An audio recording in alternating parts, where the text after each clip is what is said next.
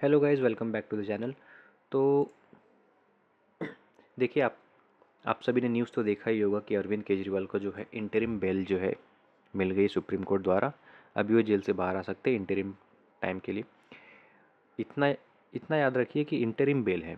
Supreme court कभी भी इस इंटरिम बेल को जो है रिकॉल कर सकती है। उनका जो इंटरिम बेल वापस से कैंसिल हो सकता है, ख़त्म हो सकता है, वापस से इसको रिकॉल किया जा सकता है।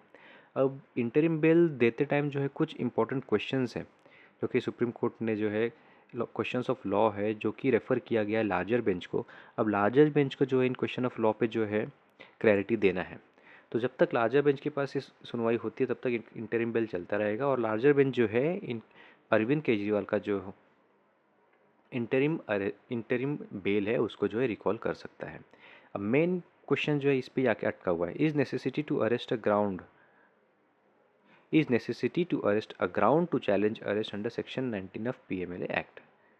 ठीक है, उसका जजमेंट भी आ गया है। अब आइए समझते कि शॉर्ट में कि क्या क्या हुआ है। इंटरिम बेल ग्रांट हो गया अरविंद केजरीवाल को। अब उसमें इंटरिम बेल ग्रांट करते टाइम सुप्रीम कोर्ट ने कुछ क्वेश्चन ऑफ लॉ को रेफर किया है लार्जर बेंच के पास। ठीक है, अब वो कौन से क्वेश्चन ऑफ लॉ है वो समझते हैं। Whether the need and necessity to arrest is a separate ground to challenge the order of arrest passed in terms of section 19(1) of PML Act।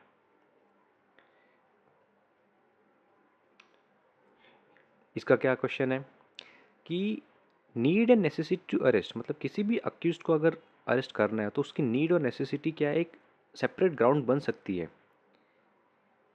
Order of arrest को challenge करने के लिए।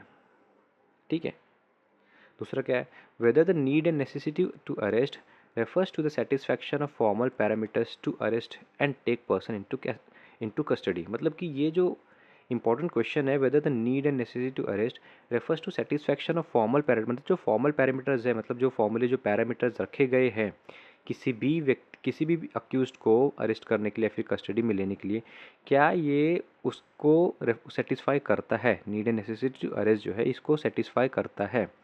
और या फिर और it relates to other personal grounds and reasons regarding necessity to arrest a person in the facts and circumstances of the case. या फिर वो अलग पर्सनल ग्राउंड्स पे रेफर करता है। ठीक है, या ग्राउंड्स एंड रीजंस पे जो है रेफर करता है कि हर एक केस के हिसाब से, हर एक फैक्ट्स एंड सर्कमस्टेंसेस, केस के फैक्ट्स एंड सर्कमस्टेंसेस के हिसाब से अलग ग्राउंड्स को जो है, पैरामीटर्स को जो है रेफर करता है। अगर ये क्वेश्चन अफर्मेटिव है, थर्ड क्वेश्चन है, ये सबसे इंपॉर्टेंट है। If question A and B are answered in affirmative, what are the parameters and facts that are to be taken into consideration by the court while examining the question of need and necessity to arrest। अगर ये question affirmative है, हाँ, पर क्योंकि अगर ऊपर के दो क्वेश्चन है, अगर ये अफर्मेटिव है तो क्या पैरामीटर्स होना चाहिए और फैक्ट्स होना चाहिए कंसिडर करने की, जो कि कंसिडर किया जाना चाहिए कोर्ट को इसको need and necessity to arrest को एग्जामाइन करने से पहले। अब कौन से टर्म्स पे उनको बेल दिया गया है वो समझ लेते हैं। He shall furnish bail bonds in the sum of ₹50,000 with one surety और the like amount to the satisfaction of the jail superintendent.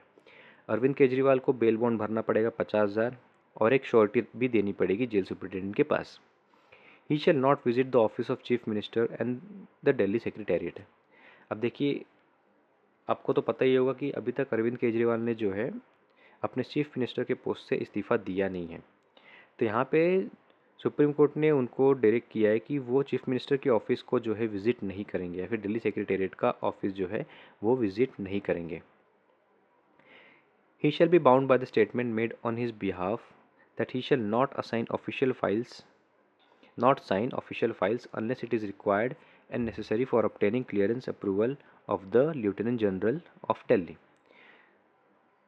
ठीक है, तो उनको कोई भी ऑफिशियल फाइल्स पे उनको साइन नहीं करना है जब तक कि वो ज़्यादा ही ज़रूरी ना हो जाए, जहाँ पे कि एलजी की क्लियरेंस या फिर अप्रूवल लेने की ज़रूरत है, तब तक उनको किसी भी ऑफिशियली उनको किसी भी पेपर पे उनको साइन नहीं करना है as a chief minister of Delhi.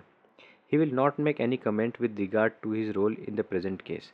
इस केस को लेके वो कोई भी कमेंट नहीं करेंगे। हालांकि ये काफ़ी चर्चा में आया था पिछली बार जब उनको इंटरिम बेल दी गई थी प्रचार के दौरान प्रचार करने के लिए लोकसभा इलेक्शन के दौरान, तब उन्हें बोला गया था कि उन्हें कोई किसी भी तरह का कमेंट पास नहीं करना है या फिर अपने केस को लेकर किसी भी तरह की चर्चा नहीं करना है। पर हालांकि वो सारे न्यूज़ चैनल पर जाके चर्चा कर रहे थे, कमेंट्स भी दे रहे थे।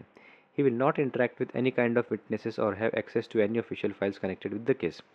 जितने भी विटनेसेस, मेरे ख्याल से 500 के ऊपर विटनेसेस है और 1100 के ऊपर जो है कंप्लेंट्स फाइल किए गए हैं, तो उन्हें ये डायरेक्शन दिया गया है कि वो किसी भी विटनेस से केस से जुड़े हुए एक भी विटनेस से मिलेंगे नहीं, या फिर जितने भी ऑफिशियल फाइल्स है जो कि इस केस से कनेक्टेड है उनके पास कोई भी एक्सेस होगा।